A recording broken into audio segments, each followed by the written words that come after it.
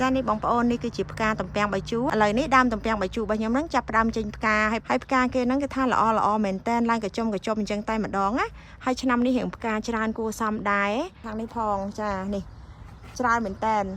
សម្រាប់ដើមតំពាំងបាយជូរបែបនេះគឺវាធ្លាក់ចេញក្រៅដោយសារតែដើមវាមែនតែននៅខាងក្នុងឯណោះមែកវាឡើងមកលើដើមអាព្រីកតដល់ពេលអញ្ចឹងទៅ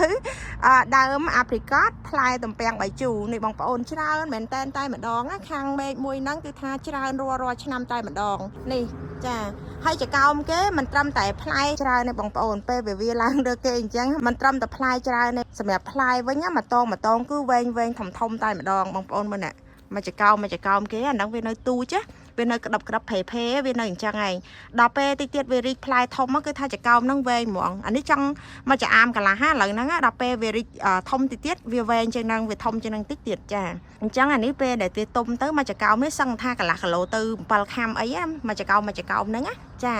ច្រើនណាស់បងប្អូននេះគឺថាល្អរាល់ឆ្នាំមែកមួយហ្នឹងណាចាតោងនៅលើដើមគេប៉ុន្តែផ្លែល្អខ្លាំងជាង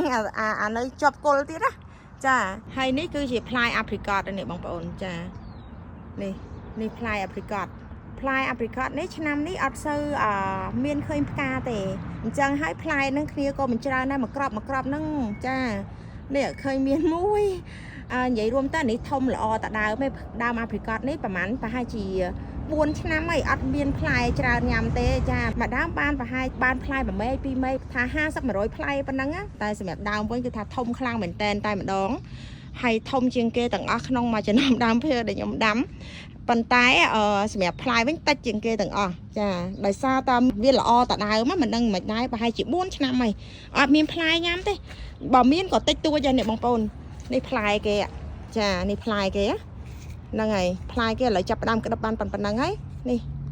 យើងដាក់ឲ្យចិត្តចាស់ទៅចាផ្លែហ្នឹងគេចាប់ផ្ដើមក្តាប់បានប៉ុណ្ណឹងហើយហើយខាងនេះ2ទៀតនេះមកគូចាមកគូគាត់ថាឲ្យនេះមួយដែរណាចានិយាយទៅមួយរីអញ្ចឹងណាវាអត់ច្រើនចាវាអត់ច្រើនទេបានតែតេរីមួយនឹងឯងគ្រាន់ថាបានមកញ៉ាំប៉ុន្តែมันអាចច្រើនណាតែបើតាមសភាពដើមវិញសំណមកថាដឹកតោនហ្មងព្រោះអីដើមនឹងធំខ្លាំងមែនតែនតែសម្រាប់ដល់ពេលផ្លែវិញមិនបាច់មើលទេរោផ្លែញ៉ាំមិនបានទេមួយឆ្នាំវាបានខ្លះដែរมันអត់សោះគ្រាន់ថាវាមិនច្រើនចាហើយបងប្អូនមើលអ្នកដើមគេអូយឡើងធំដើមស្វាយយើងអត់ដល់ទេគេថាធំខ្លាំងមែនតើនិយាយទៅវាល្អតដើមធំខ្លាំងពេកហើយអត់មានផ្លែញ៉ាំទេរកកាប់មែកខ្លះចោលព្រោះអីវាល្អតែខ្លួនណាល្អតែខ្លួនអត់មានផ្លែហើយមើលបងប្អូនមើលដើមមើលសំណំតែផ្លែមានផ្លែគ្រប់មែកវិញមិនដឹងយ៉ាងណាទេណាចាប៉ុន្តែដោយសារតែវាអត់មានផ្លែល្អតដើមថារកផ្លែថប់អញ្ចឹងបានទេបងប្អូនហើយស្រាប់ផ្លែហ្នឹងបងប្អូនបើសិនជាវាចាស់គឺថាជូរអែមឆ្ងាញ់មែនតើជ្រលក់អំបិលម្ទេសគឺឆ្ងាញ់ perfect ហ្មងហើយបើសិនជាពេលវាទុំវិញគឺថារសជាតិផ្អែមឆ្ងាញ់ខ្លាំងមែនតើតែម្ដងផ្លែហ្នឹងគឺជាប្រភេទផ្លែដែលគេយកទៅធ្វើកែមបួយបងប្អូនចាប៉ុន្តែដោយឡែកស្ដាយមែនតើមួយឆ្នាំគឺថាល្អតែដើមអត់សូវមានផ្លែណាទៅនេះមកក្របមានដែរប៉ុន្តែខ្សត់ខ្សោយមែនតើនេះមកក្របអញ្ចឹងទៅបើថាយើងផ្សាយផ្សំចេះបានញ៉ាំណាផ្លែគេហ្នឹងតែបន្តិចគ្រាន់តែមកញ៉ាំនឹងឯងវាមិនច្រើនទេចានេះហើយស្វានហ្នឹងគឺថាសលេងសัตว์ចាប់នឹងកំពុងតែច្រៀងរាំពេញដើមឈើបងប្អូនអើយចា